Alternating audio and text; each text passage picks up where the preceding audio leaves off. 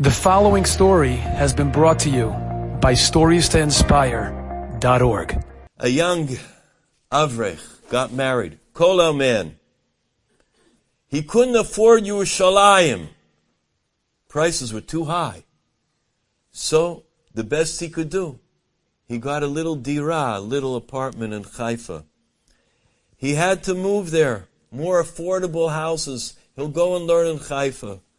However, before he was married, he learned with a bocher, with a young man in Yerushalayim, someone that needed chizuk, someone needed encouragement, and he helped him out all the years. When he left, that bocher felt pretty bad because he always had him to learn with. He always had him to be together with. The Avrech decided, I better call him up and see how he's doing. He called him up on the telephone. He asked him about his welfare. The bocher was broken. The bocher felt so bad. He said, I don't have cheshek anymore to go on. I have no interest in going on. Everything's going bad. I'm not meeting my challenges, the nisyonot I have in life.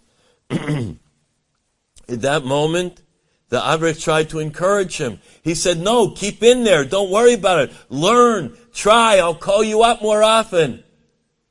The young bocher began to cry. The Avrech said, I'll tell you what. Come to Haifa.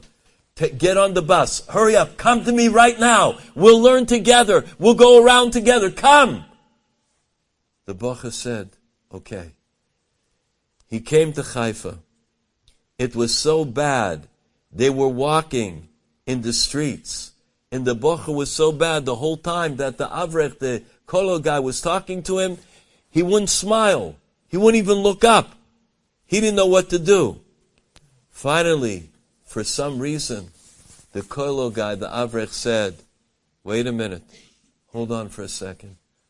I am a chassid from Karlin, a Staliner chassid.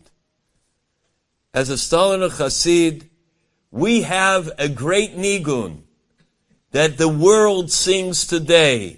A nigun that was made by Reb Aaron Agadol, the great Reb Aaron Kalina, the greatest tzaddik, the Staliner Rebbe, Zecher Tzadik Livracha, made the song, Ka Echsov, Ka Echsov. How my heart longs for Hashem. How the great Shabbat comes into our life. Shabbat, that's the partner of Klal Yisrael. And he said, we always have a little Mesorah that we sing. And the underlying theme of this song is how much we desire to be close to Hashem. It's a great song of Chizuk. Can we sing it together? He tells the bocher. They're in the streets of Haifa. And they begin, all of a sudden, the bocher begins to sing with him. They're walking down the street singing the nigun. It's an unbelievable nigun. Everybody, you got to know it, you got to sing it. Leil Shabbos, Friday night by the table. They begin singing it together. They're calling out, and it's getting louder. All of a sudden, they notice that there's a man watching them. There's a man looking at them, an older man. He approaches them. I'm sorry, I heard this song. Can I record it? Could I record this song, please? I would like to have the song recorded. The Kolo Yungaman, the Avrech, says to him, why? He says, I tell you the truth. I came to live in Haifa with my parents.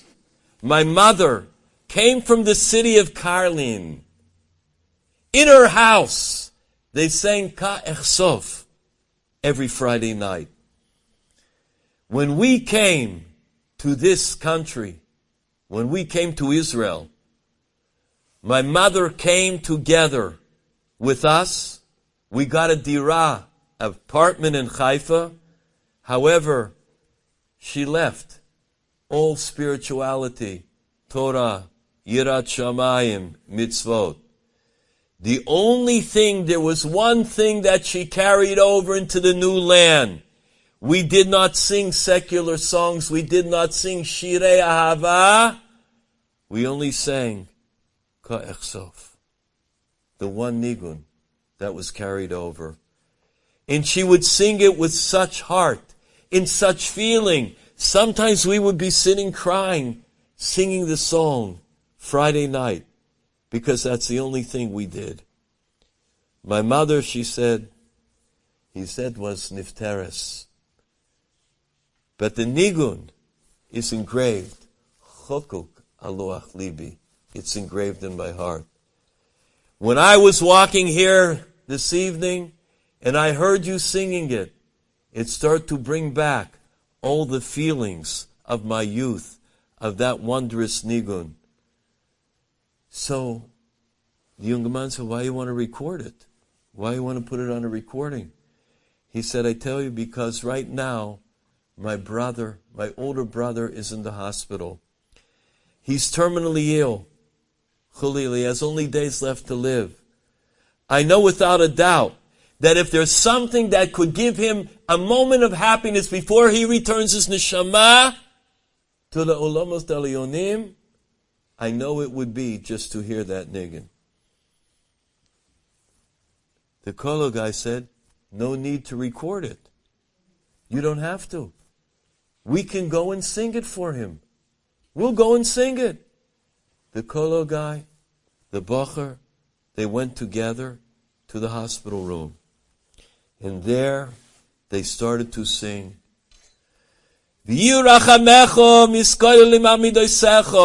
Hashem, your mercy should prevail. And they kept singing the different words. Your mercy, al-am kodshecha, on the holy nation, Hashem's mercy should flow. And they started to sing it again and again. All of a sudden, the brother for the first time opens up his eyes, moves his hand to show how happy he is to hear the nigun.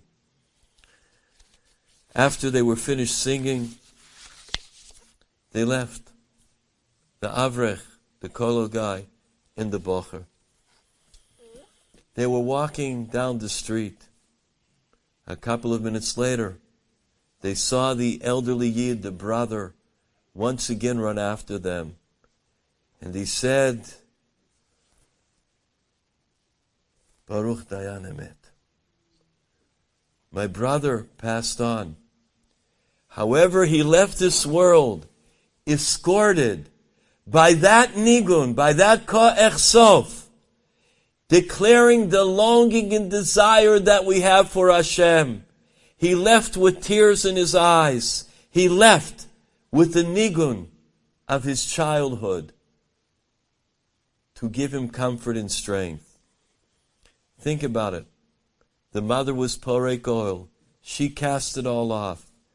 Not Shabbos, not Pesach, not Yom Kippur, nothing. She lived in Haifa, brought her children up. Chilonim.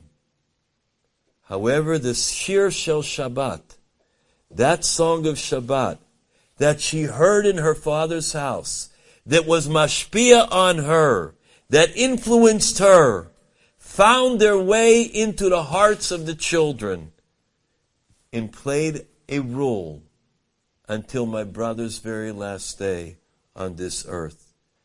It's the koach of one dover shebiktusha, one thing that is holy. Enjoyed this story? Come again. Bring a friend. StoriesToInspire.org